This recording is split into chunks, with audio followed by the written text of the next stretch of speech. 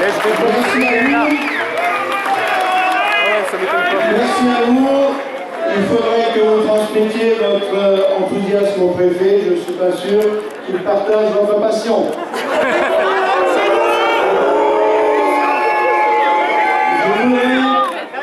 Je voudrais commencer par vous dire, très honnêtement, comme je le suis toujours, qu'à l'heure actuelle, à l'heure où je vous parle, la logique voudrait que je sois tranquillement en famille chez moi, fêter mes 40 ans de mariage.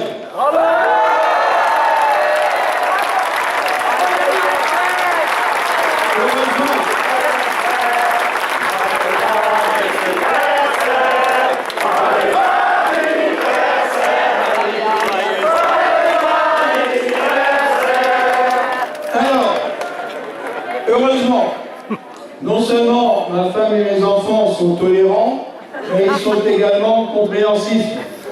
Et ils sont avec moi aujourd'hui, à vos côtés, pour dénoncer une fois de plus ce projet d'un autre âge, puisqu'il est encore plus ancien que mon mariage.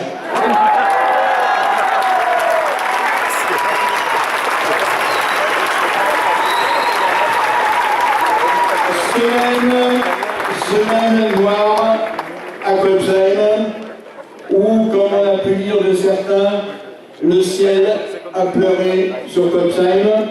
Mais non seulement le ciel a pleuré sur Kolbsheim, mais Kolbsheim a pleuré avec lui. Jamais je n'ai vu que durant cette semaine, autant de gens pleurer, désespérés. Des mères de famille, des enfants qui font des cauchemars, des gens, toutes générations confondues, y compris votre mère, en larmes. Toute la France a pleuré Kolbsheim. Toute la France a pleuré Kolbsheim. J'ai effectivement des messages de soutien venant de toute la France. Je voudrais ici aussi rendre honneur aux élus, aux citoyens, aux résistants, y compris ceux qui ont habité de façon éphémère notre forêt, qui ont fait preuve de courage.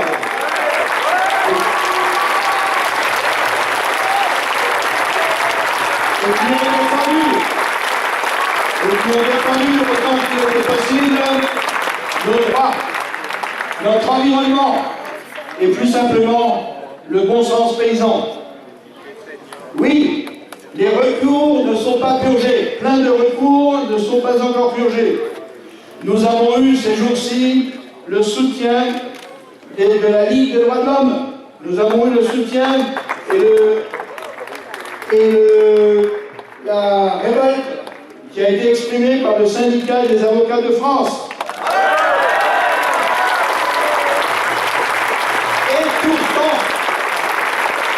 Et pourtant, l'État reste sourd. Il reste sourd et il préfère écouter les lobbies et quelques grands élus un peu mégalos.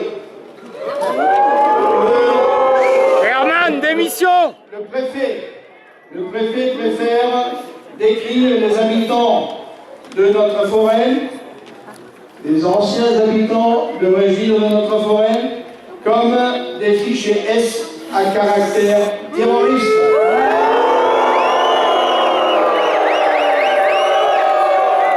Qui viennent à Kolbsheim et qui apprennent à les connaître, qui les rencontrent, et son avis devrait changer. J'aimerais à ce titre préciser, parce que j'ai eu énormément de messages de ce matin, non, le maire de Kolbsheim n'a pas exercé de censure sur les dernières nouvelles d'Alsace. Je suis tout à fait innocent quant à l'absence de la page 17 dans les DNA de Kolbsheim.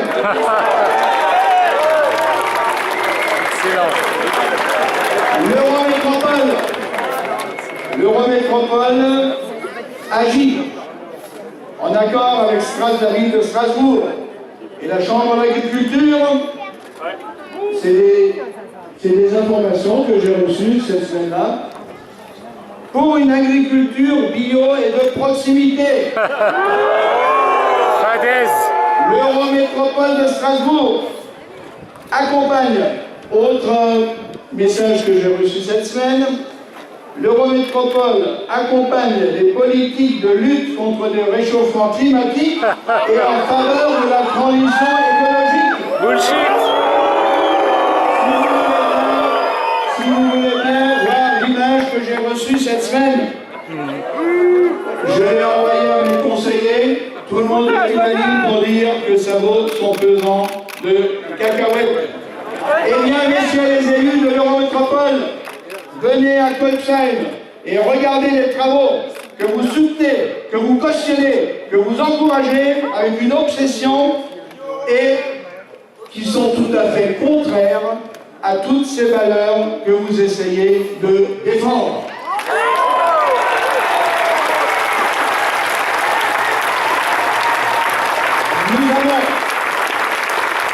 Nous avons hier soir eu une petite victoire d'étape.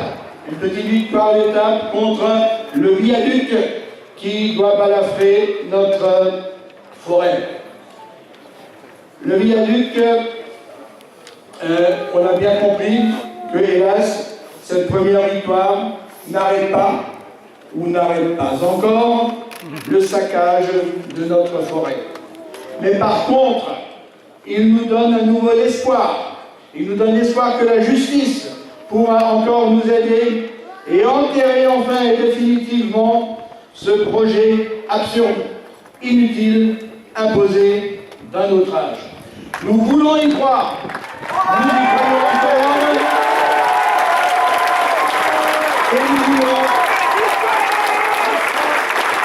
Et nous serons toujours présents pour le dire. Nous pensons d'ailleurs très sérieusement dans notre petite commune à un monument de la honte. On a commencé à balancer des noms samedi dernier et nous pensons sérieusement à un monument de la honte sur lequel seront inscrits les noms de tous les responsables. Tous les responsables qui ont permis que ceci puisse éventuellement exister. Nous avons encore un problème d'inventaire pour les répertorier afin de déterminer la taille de ce monument. Je vous remercie pour votre attention.